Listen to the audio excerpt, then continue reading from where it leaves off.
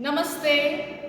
I am Upasna from Institute of Law, Kurukshetra University, Kurukshetra. As we know that our prestigious Kurukshetra University is organizing a competition, that is Gita Insights Challenge under International Gita Mahotsav 2024. So I am here to participate in this competition through my video.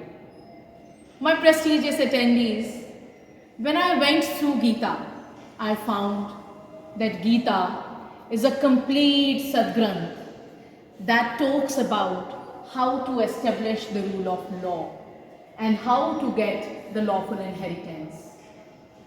Gita is very clear in its language that if you need to fight with your kith and kin, if you need to fight with your close relations, then you have to fight to establish the rule of law. My dear prestigious attendees, I found some certain shlokas while reading Srimad Bhagavad Gita that truly inspires me and that totally relates with my discipline of law.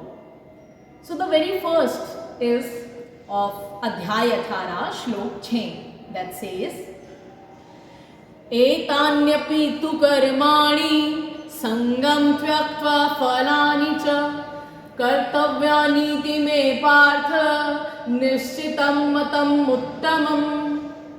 It says that all the actions, all the activities that you will perform should be done without any attachment and without any expectations of the results. You have to do all the actions, all the activities as your matter of duty.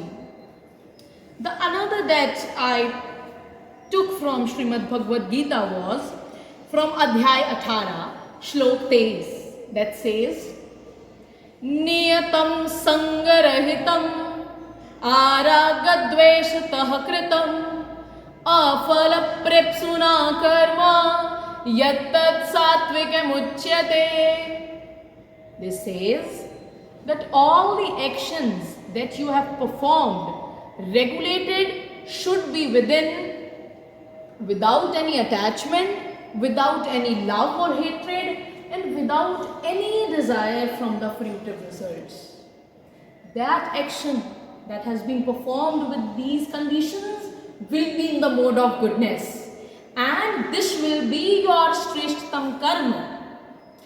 My prestigious attendees, in our modern times, Indian jurisprudence is also one of them which is guided with the same principle. The law does not distinguish anyone as high and low, rich and poor. And this is what was in the mind of the constitution makers, my dear attendees. This is what, when they were making the constitution, they thought about.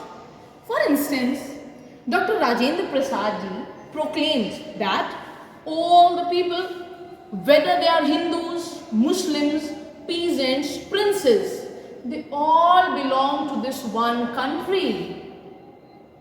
According to Dr. Rajendra Prasad ji, the constitution ensures that every section of the society should have their basic necessities fulfilled, that there should be cultural autonomy in this country, that no section of the society be suppressed, and this country should be a democratic country in its true sense, marching from the political freedom towards the economic freedom and equity.